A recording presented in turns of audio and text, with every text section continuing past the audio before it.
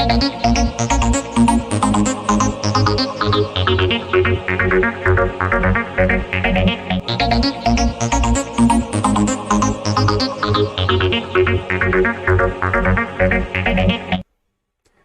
Morning दोस्तों, आपका स्वागत है आपके अपने YouTube चैनल YT प्रेपअप पे। तो चलिए स्टार्ट करते हैं आज का क्लास। तो आज का टॉपिक होगा हमारा संविधान। तो हम लोग आज जानेंगे संविधान के बारे में कि संविधान होता क्या है।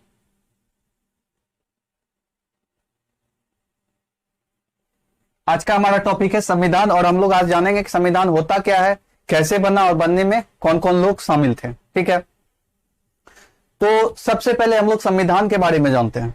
संविधान क्या होता है?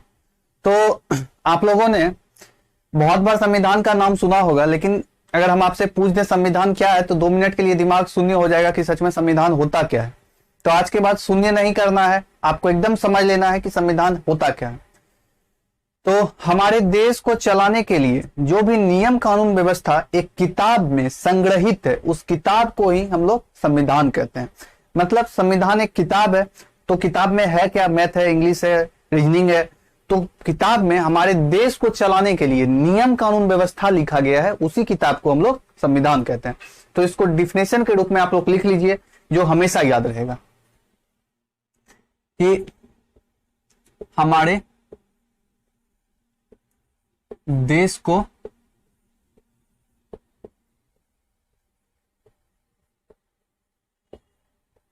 चलाने के लिए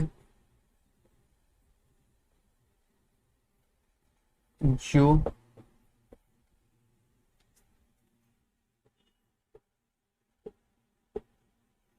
नियम कानून व्यवस्था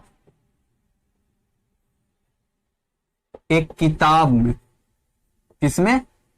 एक किताब में संग्रहित है,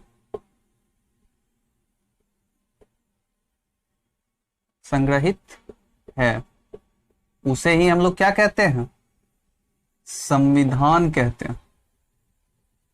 तो आज के बाद अगर आपसे कोई पूछ दे संविधान क्या है, तो सोचना नहीं है, बस खरट्टे से आंसर देना है कि संविधान वो है जिसमें कि हमारे देश को चलाने के लिए नियम कानून व्यवस्था संग्रहित है, उसी किताब को हम लोग क्या कहते हैं? संविधान कहते हैं।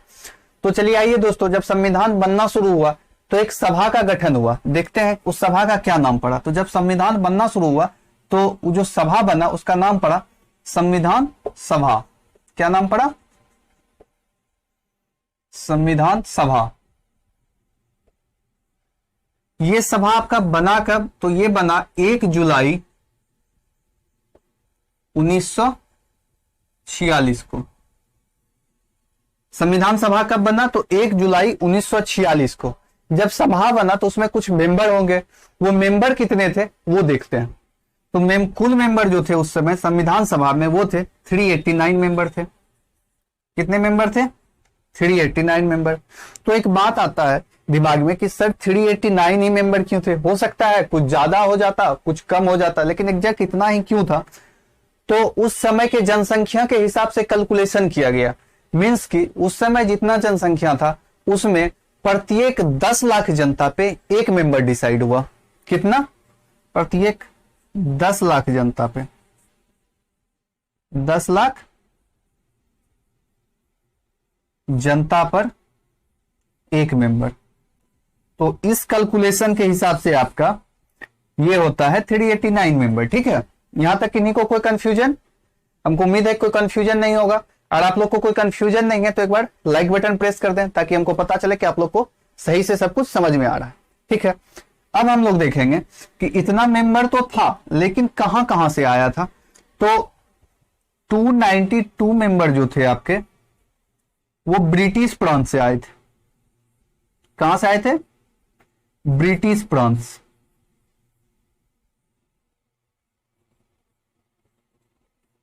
और फिर आपके 93 मेंबर देसी रियासत। कहां से? देसी रियासत।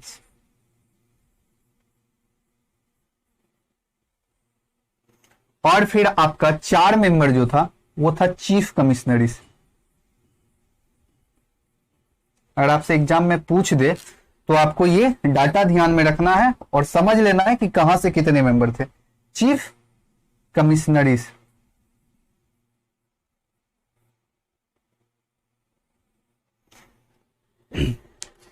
देखिए 292 मेंबर आपके ब्रिटिश प्रांत से थे, 93 मेंबर आपके देसी रियासत। तो देसी रियासत क्या होता है? राजा लोग जो उस समय हुआ करते थे, राजा रजवाड़ा जो हुआ करते थे। आप लोग इतिहास जब पढ़ते होंगे तो उसमें राजा का जिक्र होता है, बचपन में भी राजा के बारे में आप लोग सुने होंगे। वो लोग जो आदमी को भेजे थे वो 93 लोग थे, ठीक है। 4 चीफ कमिश्नरी थे। अब यही बात आता है इसमें, एक और इंपॉर्टेंट पॉइंट क्या है कि ये 93 लोग जो थे आपके, ये नॉमिनेट थे। ये क्या थे? ये आपके नॉमिनेट थे और बाकी क्या थे? इलेक्टेड थे। अगर आपसे क्वेश्चन आ जाता है आपके एग्जाम में कि संविधान सभा में कितने लोग इलेक्टेड थे और कितने लोग नॉमिनेट थे, तो नॉमिनेट मात्र 93 थे, इलेक्टेड आपका ये 4 और ये 292, दोनों को मिला के हो जाता है 296, ठीक है। तो आपसे अगर आप एग्जाम में क्वेश्चन पूछ दे इलेक्टेड लोगों की संख्या कितना है तो 296 हो जाएगा, और नॉमिनेट लोगों की संख्या कितना है तो वो आपका हो जाएगा कितना? 93।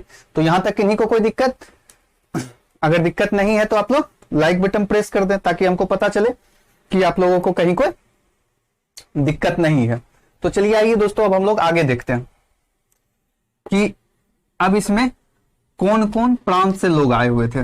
तो संविधान सभा में कुल 3 प्रांत के लोग थे। कितने प्रांत के लोग थे? कुल 3 प्रांत के लोग थे। कौन कौन थे देखते हैं। तो आप लोग जितना अधिक से अधिक हो सके इस वीडियो को शेयर कर दीजिए अपने दोस्तों के साथ, ताकि वो भी पढ़ सके, क्लास का लाभ ले सके, बहती गंगा में हाथ धो सके। 3 प्रांत से लोग आए थे सभा में, सॉरी 3 संप्रदाय के लोग थे, प्रांत से नहीं। वो तो प्रांत आपको यहां बता ही दिए, प्रांत भी 3 था और 3 संप्रदाय के लोग थे।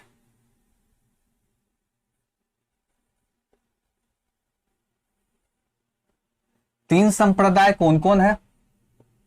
पहला आपका था मुस्लिम, दूसरा आपका था सिख, तीसरा आपका था सामान्य। तो आज जो ये सामान्य है, आज वाला सामान्य नहीं, आज जो हम लोग देखते हैं कि जाति कैटेगरी में जो सामान्य आता है वो सामान्य नहीं, बल्कि ये मुस्लिम और सिख को छोड़ के जितने भी प्रांत संप्रदाय के लोग आते थे वो आपके किस में आते थे? सामान्य में आते थे। और 2 संगठन था। कौन कौन संगठन था? पहला तो आपका कांग्रेस था, पहला कौन था? कांग्रेस था, और दूसरा आपका मुस्लिम लीग था। 2 संगठन था। कौन कौन? कांग्रेस और मुस्लिम लीग। जितने संप्रदाय के लोग, 3 संप्रदाय के लोग थे और 2 संगठन, मुस्लिम और कांग्रेस, ठीक है, मुस्लिम लीग और कांग्रेस। तो यहां तक आप लोग समझ गए होंगे। अब हम लोग आगे देखते हैं, जब सभा बना तो उसमें अध्यक्ष चुनना था। 2 अध्यक्ष संविधान सभा में चुने गए, एक अस्थायी अध्यक्ष और एक अस्थायी अध्यक्ष। संविधान सभा के कितने अध्यक्ष थे? 2 अध्यक्ष, एक अस्थायी और एक अस्थायी। इसको अच्छे से पहले एग्जाम में आप लोग पढ़ लीजिएगा, पहले लिख लीजिए अस्थायी कौन थे और अस्थायी कौन थे।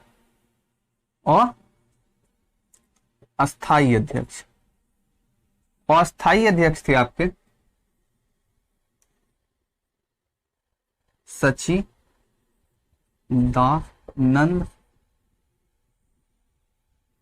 सिन्हा। अस्थायी अध्यक्ष आपके सच्चिदानंद सिन्हा, अस्थायी अध्यक्ष आपके सच्चिदानंद सिन्हा थे, और अस्थायी अध्यक्ष आपके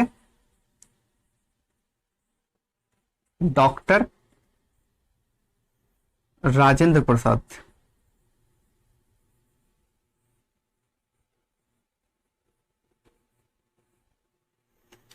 अस्थायी अध्यक्ष कौन थे संविधान सभा के? तो डॉक्टर राजेंद्र प्रसाद थे, और अस्थायी अध्यक्ष कौन थे? तो सच्चिदानंद सिन्हा थे। अब सवाल आता है कि 2 अध्यक्ष क्यों चुना गया?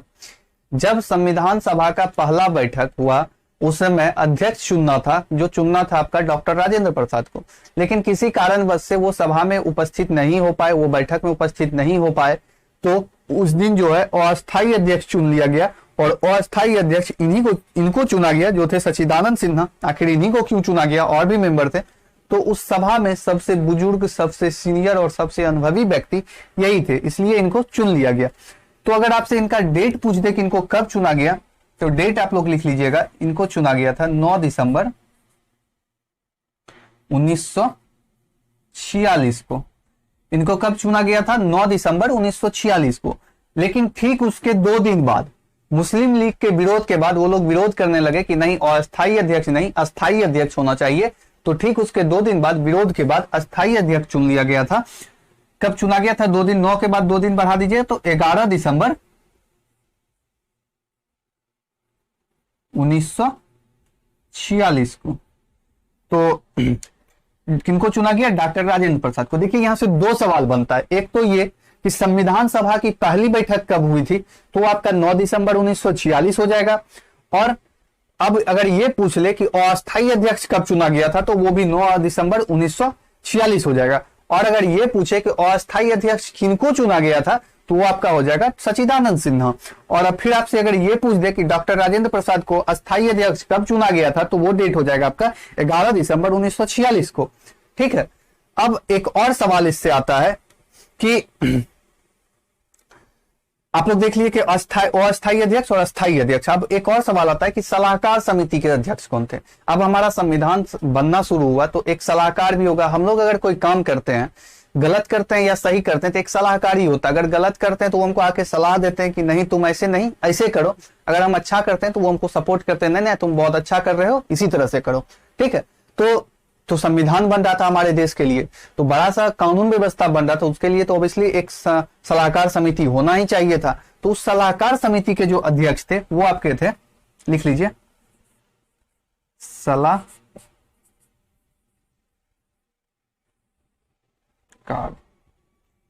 सलाहकार समिति के अध्यक्ष कौन थे? वो थे BN राव।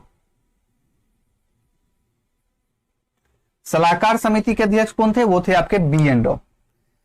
अगर आपसे एग्जाम में क्वेश्चन पूछ देता है सलाहकार समिति के अध्यक्ष कौन थे, तो वो कौन हो जाएंगे? BN राव। उसके बाद हम लोग देखते हैं कि जब सलाहकार हो गया, अब संविधान का रूप रंग ढांचा कैसे तैयार होगा, किस टाइप का हमारा संविधान होगा। हम लोग मकान बनाते हैं तो देखते हैं कि नक्शा बनाते हैं कि हमारा मकान कैसा होगा। उसके लिए एक इंजीनियर को लाते हैं या एक आदमी को फिक्स करते हैं कि तुम भाई बताओ कि ये संविधान, ये जो हमारा मकान होगा ये कैसा होगा। उसके लिए स्पेशल एक आदमी को नियुक्त करते हैं। ठीक है। उसी तरह से संविधान जब बन रहा था तो एक आदमी को नियुक्त किया गया, जिनको हम लोग बोलते हैं प्रारूप समिति। प्रारूप समिति के अध्यक्ष, प्रारूप समिति के लिए, तो प्रारूप समिति के अध्यक्ष कौन थे? तो आपके थे डॉक्टर भीमराव अंबेडकर साहब। लिख लीजिए, प्रारूप समिति के अध्यक्ष। आप लोग कॉपी पे लिख लीजिएगा, हम शॉर्ट लिख रहे हैं क्योंकि लिखने लगेंगे तो बहुत टाइम लग जाएगा, बोर्ड भी भर जाएगा। हम बोलते जा रहे हैं, आप लोग लिखते चले जाइए कि प्रारूप समिति के अध्यक्ष। हम शॉर्ट में लिख रहे हैं अस्थायी, तो आप लोग लिखिएगा अस्थायी अध्यक्ष। उसके बाद फिर लिखिएगा अस्थायी अध्यक्ष, फिर लिखिएगा सलाहकार समिति के अध्यक्ष। ठीक है। फिर आप लोग लिखिएगा प्रारूप समिति के अध्यक्ष। ऐसे सिर्फ आप लोग प्रारूप नहीं लिख लीजिएगा, क्योंकि बाद में जब आप लोग अभी तो समझ गए तो आपको याद हो जाएगा, समझ जाइएगा, लेकिन बाद में जब आप रिवाइजिंग के लिए कॉपी पलटिएगा तो आपको शायद ये समझ में ना आए कि प्रारूप क्या है। ठीक है। तो वहां साफ साफ शब्द में लिख लीजिएगा कि प्रारूप समिति के अध्यक्ष। ठीक है। ये थे डॉक्टर भीमराव अंबेडकर। भीमराव अंबेडकर।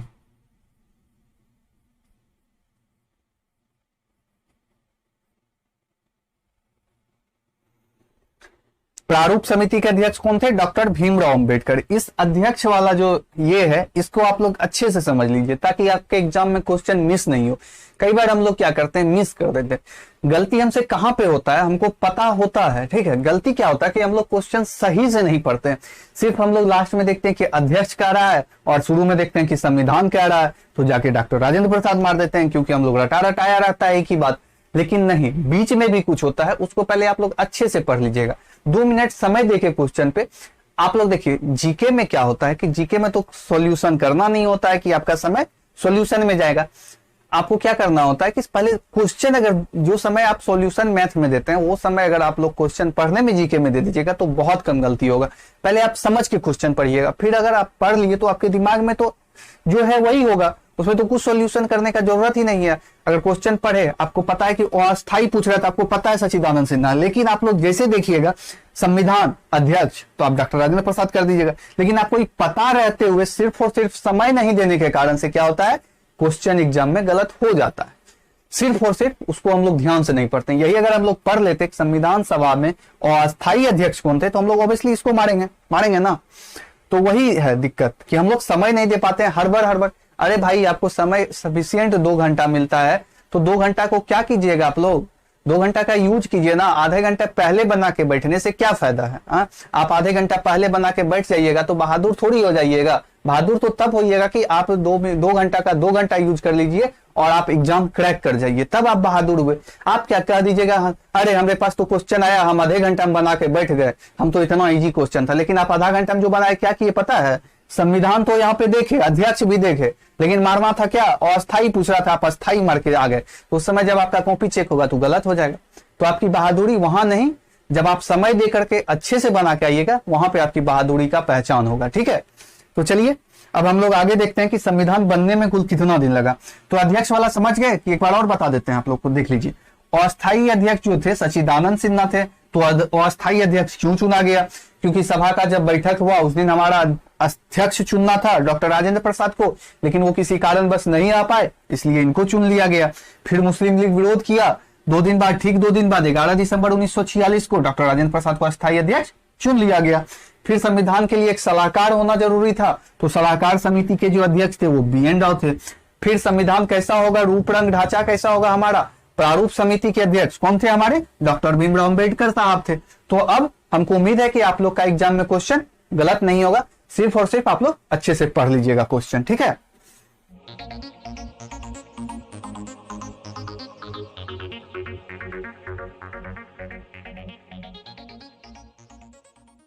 चलिए आइए अब हम लोग देखते हैं कि संविधान को बनने में कितना दिन लगा। तो संविधान को बनने में 2 वर्ष 11 महीना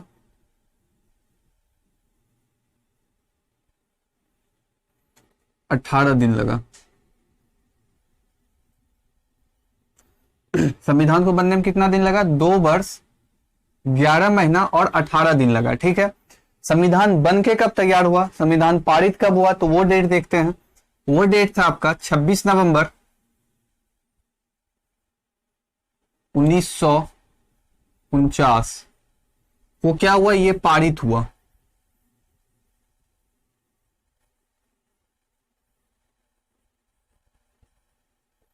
ये बन के तैयार हुआ आपका 26 नवंबर 1949 को। और संविधान हमारे देश में कब लागू हुआ, वो डेट आप लोग को पता होगा।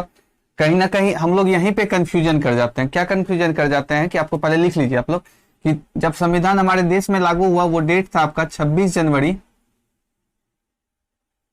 1950 को लागू हुआ।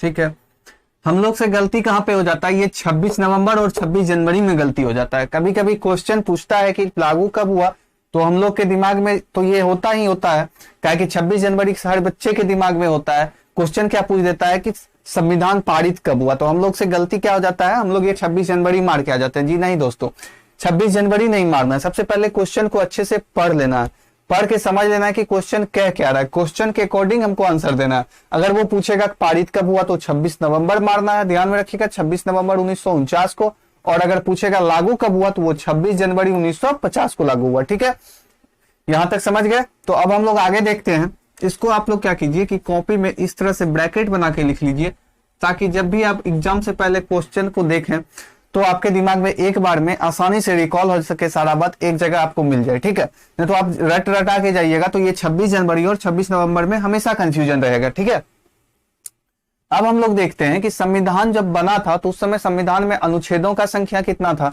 तो मूल संविधान, ध्यान रखिएगा, मूल संविधान मीन्स कि जब बना था संविधान, मूल संविधान,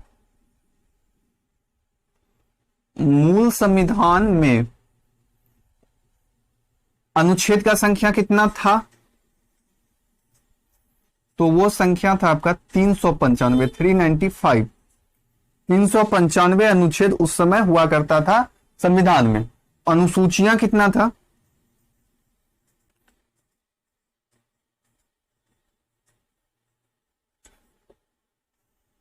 अनुसूचियां आपका 8 था और भाग था आपका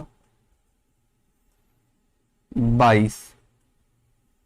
ठीक है, जब ये मूल संविधान का बात है, वर्तमान का नहीं। वर्तमान में इसका डाटा चेंज है। अब देखते हैं हम लोग वर्तमान में क्या है।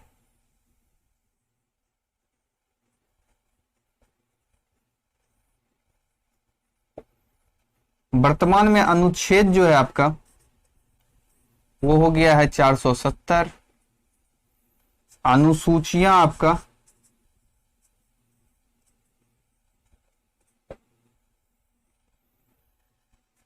12 और भाग बढ़ के हो गया है कितना? 25।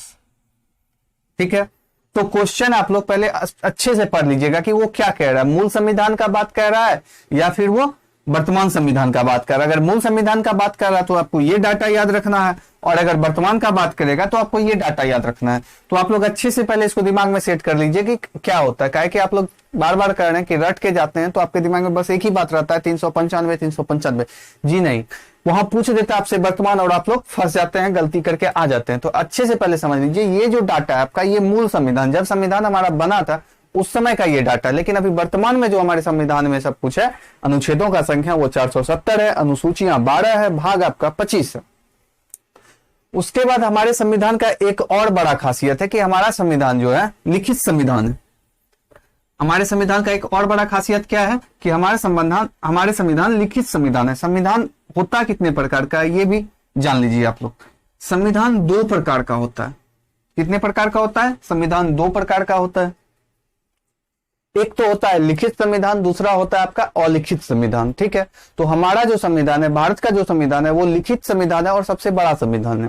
तो क्वेश्चन आ जाता है कभी कभी एग्जाम में कि भारत का संविधान लिखित है या अलिखित है। तो एकदम 100% इसमें आप लोग गलती ना कीजिएगा, एकदम ध्यान से सुन लीजिए कि हमारा संविधान लिखित संविधान है। ठीक है, हमारा संविधान क्या है? लिखित संविधान है।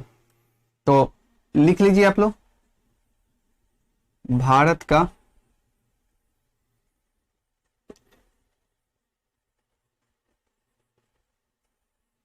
संविधान लिखित संविधान। भारत का संविधान क्या है? आपका लिखित संविधान है। ठीक है, अब आप लोग अंतर समझ लीजिए कि लिखित संविधान और अलिखित संविधान में अंतर क्या होता है। लिखित संविधान जो होता है उसमें संविधान ही सर्वोच्च होता है, और अलिखित संविधान में संविधान नहीं सर्वोच्च होता है बल्कि संसद सर्वोच्च होता है। ठीक है, अब इसको इस तरह से आप लोग समझ सकते हैं कि लिखित संविधान में जो है संविधान ही मां होती है। मीन्स कि मां जो आदेश करेगी वो बेटा को मानना ही मानना है। और जो लेकिन अलिखित संविधान में क्या है कि संसद मां हो जाती है, संसद आदेश करती है और संविधान को मानना होता है। यही अंतर होता है लिखित और अलिखित में। जिस देश में लिखित संविधान है वो देश संवैधानिक देश है। ठीक है, वहां पे हर चीज संविधान के अकॉर्डिंग होगा। लेकिन जिस देश में अलिखित संविधान है उसके वो संसद के अकॉर्डिंग वो देश चलता है। ठीक है, तो यहां तक आप लोग समझ गए होंगे लिखित और अलिखित में। तो हमारा देश सही, हमारा संविधान क्या है? तो लिखित संविधान है। उसके बाद हम लोग आगे देखते हैं कि जिस देश में संविधान नहीं होता है उस देश को क्या कहते हैं। उस देश को हम लोग हिंदी में तानाशाही कहते हैं और इंग्लिश में मोनार्की कहते हैं। ठीक है, तानाशाही का जीता जागता एग्जाम्पल आप लोगों के सामने नॉर्थ कोरिया है। ठीक है, तो लिख लीजिए, जिस देश में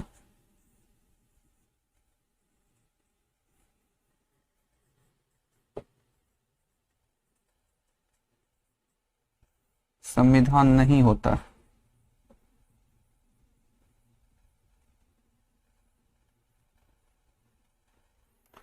उसे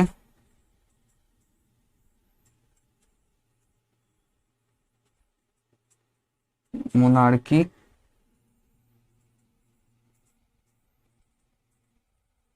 कहते हैं। जिस देश में संविधान नहीं होता उसको क्या कहते हैं? मोनार्की कहते हैं। तो यहां तक आप लोग को समझ में आ गया होगा। तो संविधान से रिलेटेड जितना टॉपिक था आपका, जितना एग्जाम में पूछने जा लायक क्वेश्चन था रेलवे में, हम आप लोगों का क्लियर कर चुके हैं। तो आप लोग क्या कीजिए, जाइए सेट उठाइए और संविधान से रिलेटेड जितना भी क्वेश्चन है उसको सॉल्व कीजिए और फिर देखिए कि कितना क्वेश्चन आप लोग सॉल्व कर पाते हैं। और अगर कोई क्वेश्चन छूट जाता है, आपसे सॉल्व नहीं हो पाता है, तो उसको कमेंट बॉक्स में जाइए, कमेंट कीजिए, ताकि हम उस डाउट को आपका अगले क्लास में क्लियर कर सकें। ठीक है, तो जय हिंद दोस्तों, आज का क्लास यहीं तक था, फिर हम लोग अगले क्लास में मिलते हैं।